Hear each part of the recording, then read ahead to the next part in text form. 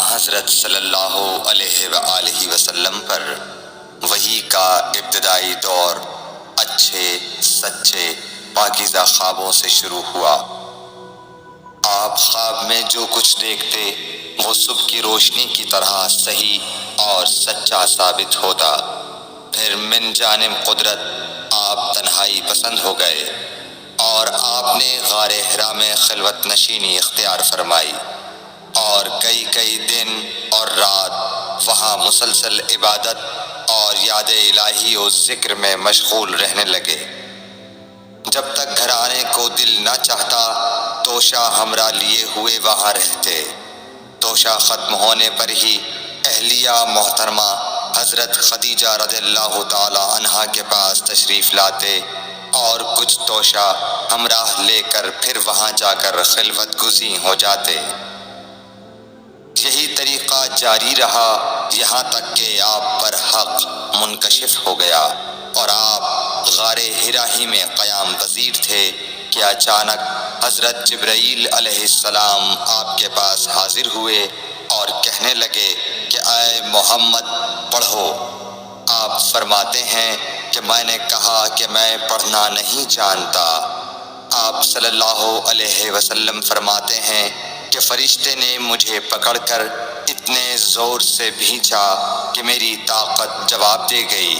پھر مجھے چھوڑ کر کہا پڑھو۔ میں نے پھر وہی جواب دیا کہ میں پڑھا ہوا نہیں ہوں۔ اس فرشتے نے مجھ کو نہایت ہی زور سے بھینچا کہ مجھ کو سخت تکلیف محسوس ہوئی۔ پھر اس نے کہا کہ پڑھ۔ میں نے کہا میں پڑھا ہوا نہیں ہوں۔ فرشتے نے تیسری بار مجھ کو پکڑا اور تیسری مرتبہ پھر مجھ کو بھینچا، پھر مجھے چھوڑ دیا اور کہنے لگا کہ پڑھو اپنے رب کے نام کی مدد سے جس نے پیدا کیا اور انسان کو خون کی پھٹکی سے بنایا۔ پڑھو اور آپ کا رب بہت ہی مہربانیاں کرنے والا ہے۔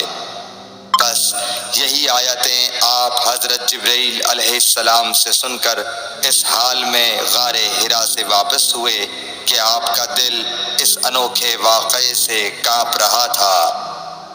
آپ حضرت خدیجہ کے ہاں تشریف لائے اور فرمایا کہ مجھے کمبل اوڑھا دو، مجھے کمبل اوڑھا دو۔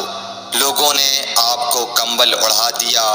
جب آپ کا ڈر جاتا رہا تو آپ نے اپنی زوجہ محترمہ حضرت خدیجہ رضی اللہ تعالی عنہا کو تفصیل کے ساتھ یہ واقعہ سنایا اور فرمانے لگے کہ مجھ کو اب اپنی جان کا خوف ہو گیا ہے۔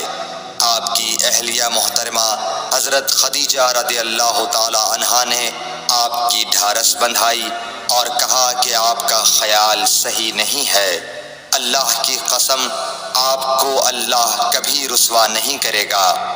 آپ تو اخلاق فاضلہ کے مالک ہیں۔